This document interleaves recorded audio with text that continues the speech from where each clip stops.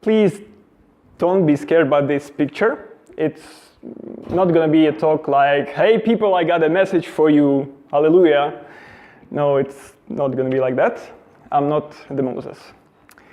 Maybe a little, but no, not really. It's going to be about test automation. And probably each person who does test automation can name some best practices. But still, here and there we hear some stories like your nice and neat solution become an ugly monster, and in this case you suffer with it, like a person who carry a huge suitcase, heavy suitcase without a handle. You cannot throw it away because you need it, but it's heavy and uncomfortable to carry. And we had such situation here in Itera. But eventually we come up with these 10 principles or 10 commandments, if you will, of test automation that we must follow in our company. About the company, as you know, it's Itera. And I have to say that we have pretty good test automation team in nearshore. It's up to 15 really good engineers. And we have successfully completed dozens of test automation projects. And at some point we got that feeling that we are cool. We can do anything. We can automate anything. Just give it to us. So we were like a bit arrogant. But then we decided to look back and check some projects that we have already accomplished, to check how does our automation feels. And we picked 3 projects. The first one was for a telecom provider. We accomplished it 2 years ago. And what we saw was unexpectedly sad. We found our solution completely abandoned and forgotten. No one used it. And all tests were outdated. In second case, we haven't actually completed that project. We were still doing some maintenance, but we realized that, like as soon as we step out of this project, it will die because the solution was so overcomplicated, so no one will be able to support it. And in third case, it was the most positive one for us. We found that although we completed that project half a year ago, we found that tests still were running, tests still were able to find bugs and give value to the customer. And we come up with question, how does test automation solution lives?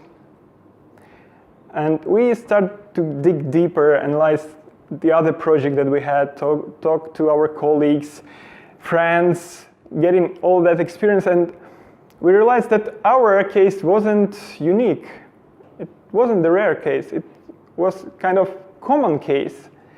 And the reasons of that were also quite obvious, like having extremely long and unstable scenarios that takes a lot of time, or having overcomplicated solutions, or when customer does not really realize the necessity of maintenance, or when the worst scene of test automation, when the test doesn't test what it should, when tests lose the focus of the testing.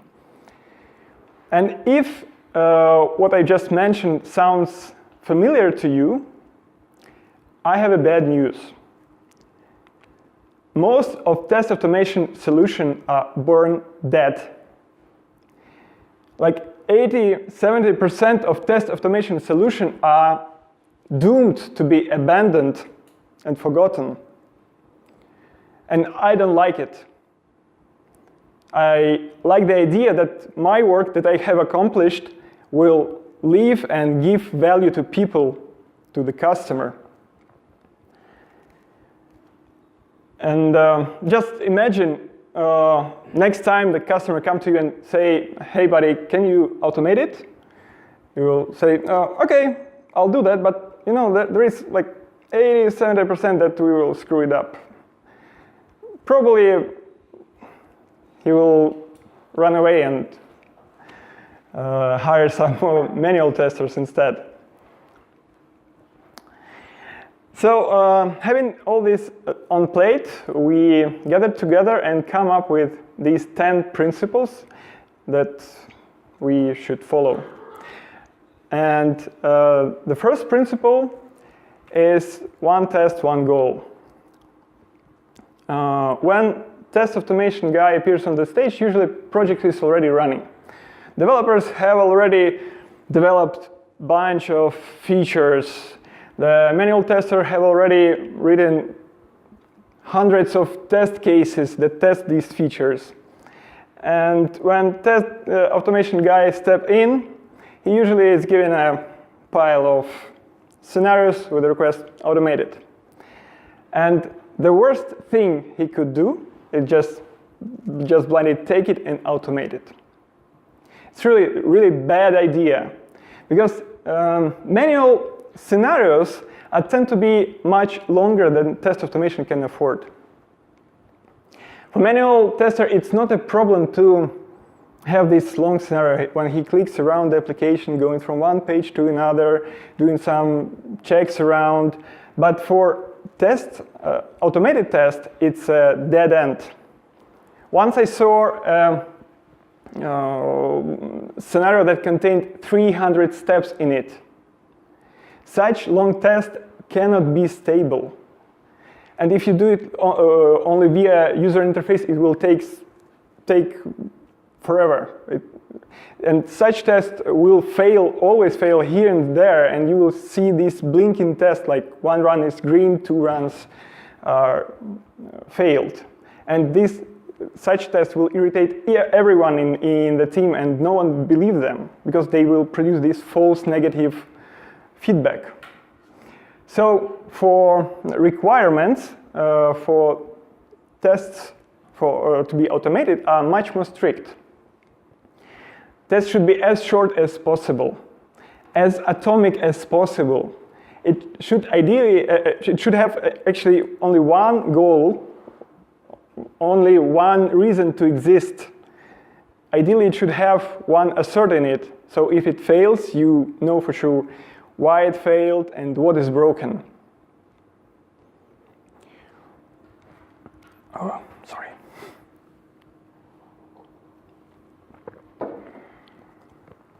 So we suggest to create much shorter these functional component tests that will test these functional components, that will be quick and stable, and integration between them.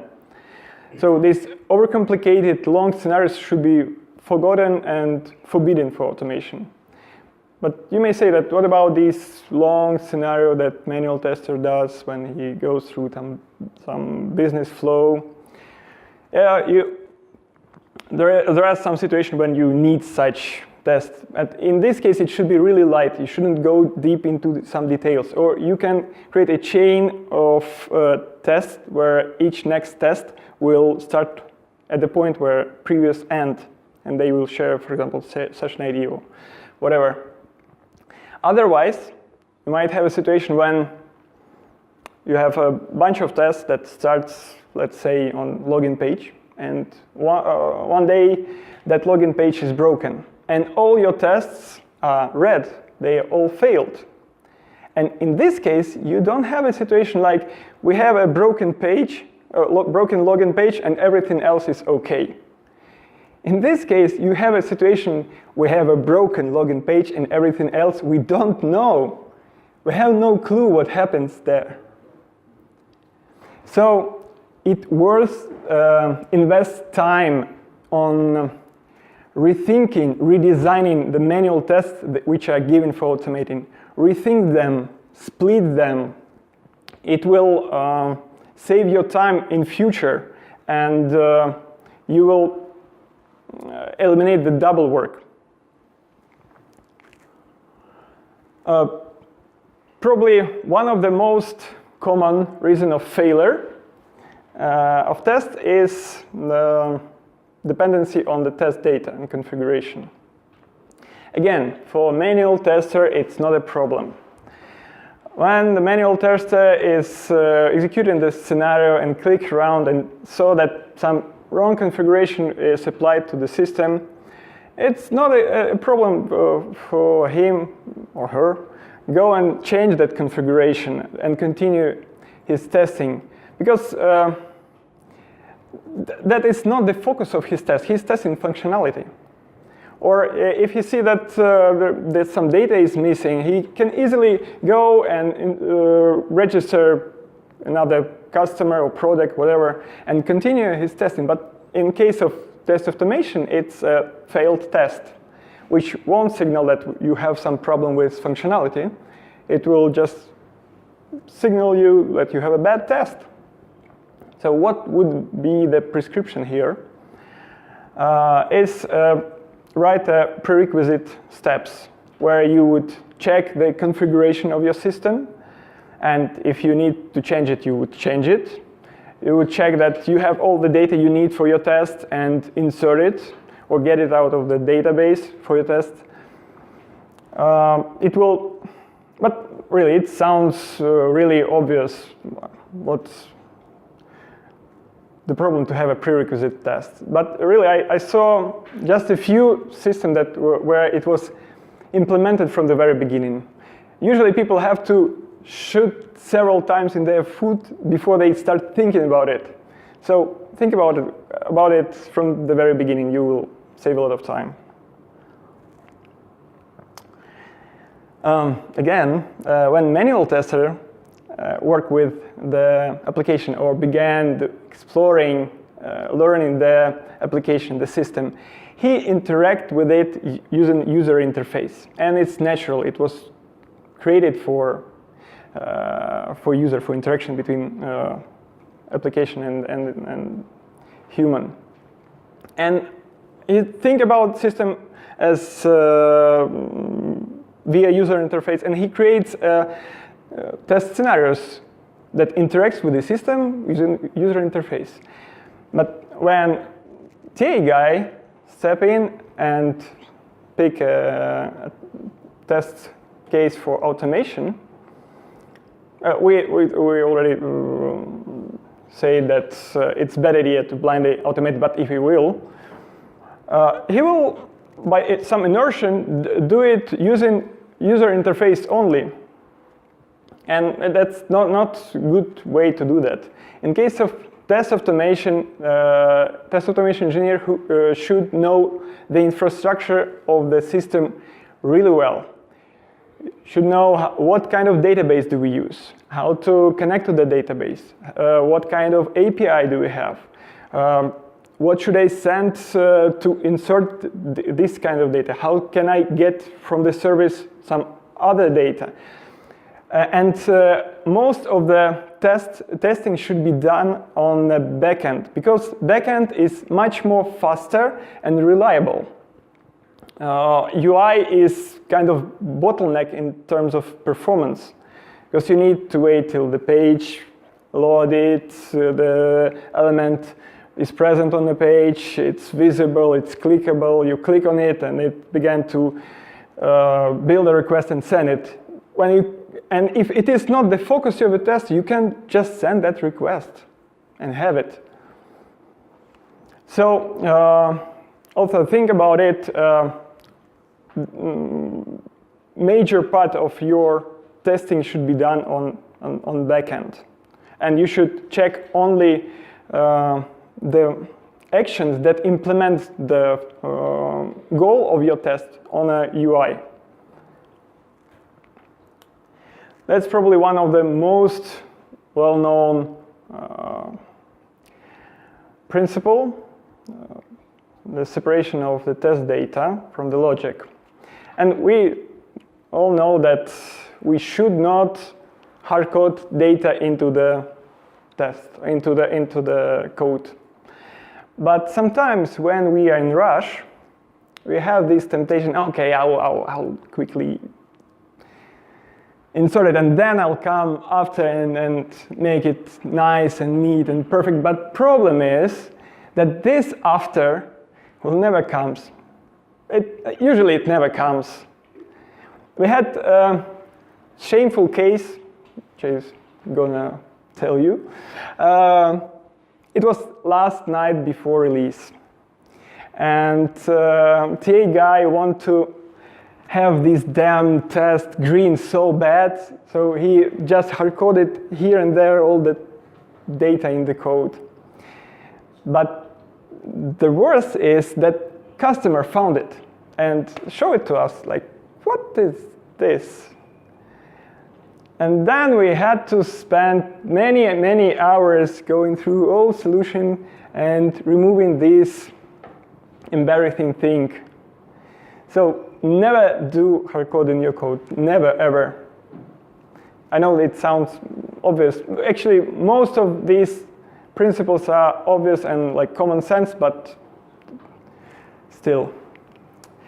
Don't forget about maintenance. Why should we mention it? We found out that usually customer doesn't realize the necessity, really understand the necessity of maintenance. They somehow had this illusion that once it was automated, it will live forever and run forever and everything would be fine, which is not. So you should mention it from the very beginning. But sometimes we don't want to talk about these boring things. We want to start coding. We want to have these happy days of creation and don't think about these boring gray days of maintenance. But we shouldn't do that. We shouldn't go this way. We should clarify from the very beginning who, when, and how will do maintenance on the project. And if a customer tell you, okay, my business analytics will do that, and you think that they are not capable to do that, you should say it. Because otherwise you will have such big eyes of surprise of your customer, and you will have some embarrassing situation at the end. So we come up with this decision that we must have maintenance in the contracts always. So we must have it there, and we have to revisit our project that we have already accomplished, like twice per year, to check whether maintenance is needed. And if it is needed, we just plan it and implement it. Usually we think about automation as about auxiliary project, which it is. It serves the development by providing this fast feedback loop. It serves the manual testers by reducing the amount of manual work, repetitive work. But we like to think about it as a product. And one of the quality characteristics of the product is usability. And when we talk about usability, test automation usability, the first thing we think is how easy it is to run your test. It should be as easy as press one button press. You should be able to run a whole pack of your test or some test suite or one test case. It should be one button press effort. In case if to run the test you have to install IDE, then clone your project from a GitHub, then install a database, dive into the configuration, then dance around with a tambourine under the moon to make it run, and this is the only way how to run your test, then probably no one in your team will use it except you. It should be as easy as it's possible, so any person in your team will be able to run it, any manager or non-technical person will be able to run it and have a report and understand it. Another aspect is how easy it is to work with the test data. Usually when we start the project, test automation project, and think about test data, who are we think of as a user? of your solution. It's us, the engineers, and we pick some technical formats like XML, JSON, YAML, whatever, which is fine and absolutely okay. But if you know that someone else will use it, some non-technical person will use your solution, then you should consider have some other format for storing your test data that will be changed, like Excel sheet, or maybe think about writing some utility that would provide the ability to anyone just open it and update the test data, edit, whatever. So again, the idea is to make it accessible to larger number of people in your team. Another aspect is how readable are your tests. Probably many of you have already heard about BDD, behavior-driven development. The idea is to have your test written in plain English text in special format with 3 types of statements like given, when, then. Given I have this situation, when I do this, then I'm expecting to get that result.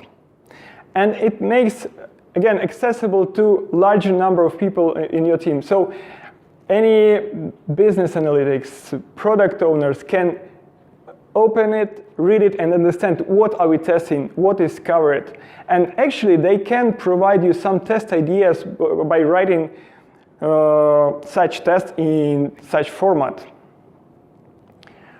So again, we're talking about make it accessible to larger number of people. And the last but not the least, in the very beginning of your project, you usually have this POC, proof of concept stage. And at the end of it, you have a demo where you have automated a couple of tests, you run your test, the mouse is moving, some magic is happening on the screen, it's click, click, click, progress bar is green, report is generated, and everything is cool, right? But not really cool. It's like you come to a car dealer to pick a car, and you choose a car, and that guy jumps into the car and drives around you. Probably that is not the experience you want to get. You want to sit there and drive, and it's completely different type of experience. So give your solution to a customer. Make him run your tests. Make him update the data. Make him open the report, look at that report, and make sure that he understands what has happened there. You will get priceless feedback, priceless information from the very beginning, on the early stage of your project, and you will be able to adjust and change it when it's simple as a bicycle. Because otherwise, at the end, when you will build your space shuttle or at least Boeing airplane, have this last demo, and you will fly high in the sky in a high altitude, and you will show to your customer, okay, we have 100 buttons here, and 100 buttons there, and this do this do that, and everything is working, I'm done, take a parachute and jump out of the plane. Sayonara, ciao. But what happens next if that person sees it like a first time? He'll probably try to press some button, but I'm sure that he will pick another parachute and jump after you. And that plane will crash somewhere in the mountain. So the solution here is just to grab all the parachutes when you jump out the plane to force him to use it. But seriously, well, do it on the early stage of your project. Get that information and make this adjustment to make it usable for your customer. K.I.S.S. keep it sweet and simple, or simple, stupid, right? Test automation people are kind of centaurs. Half of them are QA, and another half are programmers. And they like to have their hands dirty. They like to code. But sometimes they tend to reinvent things, reinvent the bicycles. In case if you work with some commercial tool, spend time on learning and studying its functionality, what it can do. In case if you work with some open source tools, then spend time to check what is available, what kind of frameworks available on the GitHub, because many problems have already been solved and you don't need to spend time on that. Two stories. In the first case, there was a project on a C#, and at that moment the most natural choice would be coded UI. But engineer thought that coded UI is not cool enough for him. So he created his own implementation, his own custom solution. And when project began to grow, there was a tough situation to find anyone who would be able to join the team, because there were just few people on the market, and not many people would like to work with this custom thing. Another story is about the commercial tool. We used RunnerX for one of the project. But again, TA guy decided that RunnerX sucks, and he would rewrite every single function of it by his own, like every single button click. And I can't say that his implementation was better. Actually, it was much worse, because it was a source of instability of the tests. And at the end, he had to rewrite it from scratch to make it stable and work. So spend time on learning what are you using. Don't reinvent the things. Okay, probably everyone has such phase when we are told that we have to write a documentation. No one likes it. It's boring, it is. But we like to think about it as about a vaccination, which gives chance for your solution to live longer. I have one case from my colleague from her previous experience. She worked in one company, and there was a project with some rare technology, and there were just a few really expensive tools on the market that were able to work with that technology. But they had some brilliant engineers in their team, so they created their own tool. They created test cases that covered the application. But then for some reason, some people left that project. And decision was made to buy this extremely expensive tool and rewrite all the tests. And one of the reasons for that was the lack of documentation, because no one knew how to use it properly, how to extend it, and how to create some tests. So it was spend time on that as well.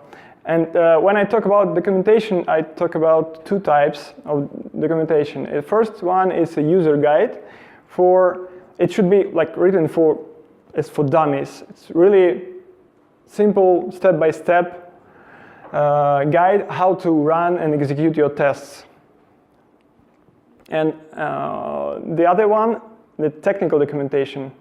And in this case, I'm not talking about hundreds of comments in your code, because code doesn't need it. Code should be readable and self-explanatory.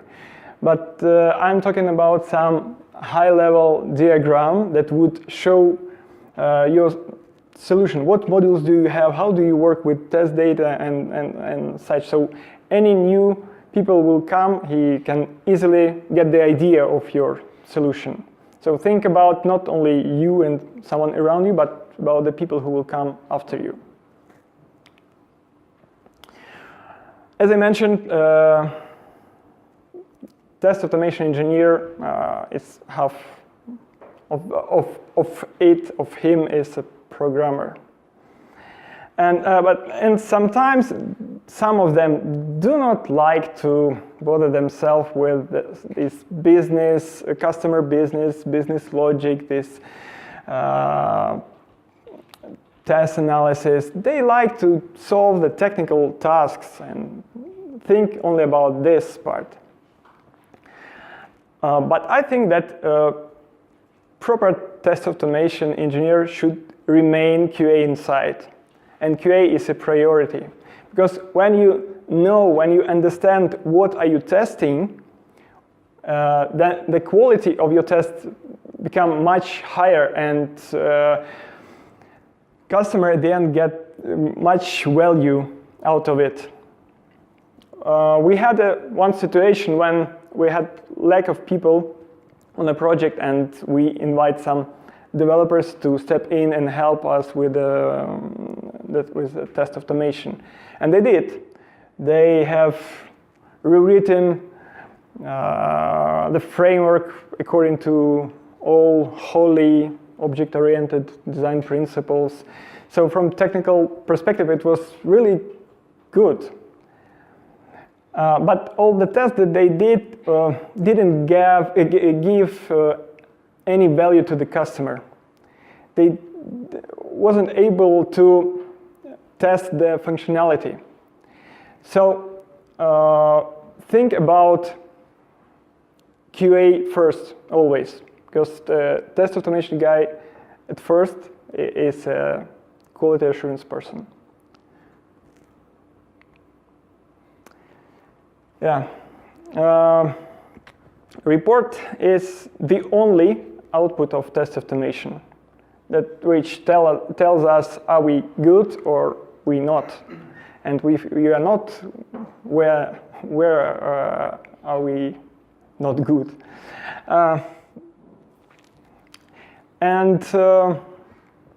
but sometimes let's be honest. Why do we hate these red failed builds? You may say that, okay, we want our customer functionality work and like this. Well, that's true, but partially. Because when you see this red build, it's like, oh, fuck. Next hour I will spend digging this damn report and trying to understand what's happened there. And I have my inner torp chart of the most stupid messages that I get out of that report. On the top of it, it's an error. The build failed because of error. Seriously, an error occurred and it failed. But what happened? What was it? Or another one, I like it as well. True not equal false. Oh yeah, I know it, you know it, everyone knows it, that true not equal false, but what happened? And what happened next? You need to re-execute all the tests, play with this debug, to trying to understand what's wrong. Or even some such situation like control was not found on the page. Yes, it wasn't found, but what cause of that? If the layout changed, it's one story. If some pop-up message appeared, some error message appeared and overlapped that control, that's completely other story. If you got a 404 or 500 error, it's absolutely different story which does not connect to test automation at all. It's about infrastructure. So your test should tell you what happened during the test run. And yes, you need to attach the screenshots in case of failed test. You should consider make some video recording. But the idea is like make your test the test report understandable. You should open it and understand what happened during the test run. So what's next? Once we had these 10 principles, we made a checklist, and which we applied to each project we start from the very beginning to make sure that we are following all these principles and make this adjustment from the very beginning. Let me quickly recap what is it. Like one test, one goal, or in other words, do not blindly automate manual tests. Rethink them, split them, make them simpler and quicker. Independence. Introduce prerequisite steps in your solution. It will increase the stability of your tests. Minimize UI interactions. It will make your test faster and much more reliable. Separate test data and logic. Never ever hardcode data into your code. Think about maintenance from the very beginning and tell it to your customer. User-friendly automation. Think about who will use it and how can we make it accessible to a larger number of people. K.I.S.S. Don't reinvent the bicycle. Documentation. Think about the people who will come after you. And always think that QA is a priority for test automation. You should understand what are you testing. And make your reports understandable. So you can take these 10 principles, or you can come up with your own, it doesn't matter. The idea is that you should make an audit of your project. Do you apply, do you follow these best practices on your project? I want to thank you for your attention, and let's make our test automation solution live forever. Thank you.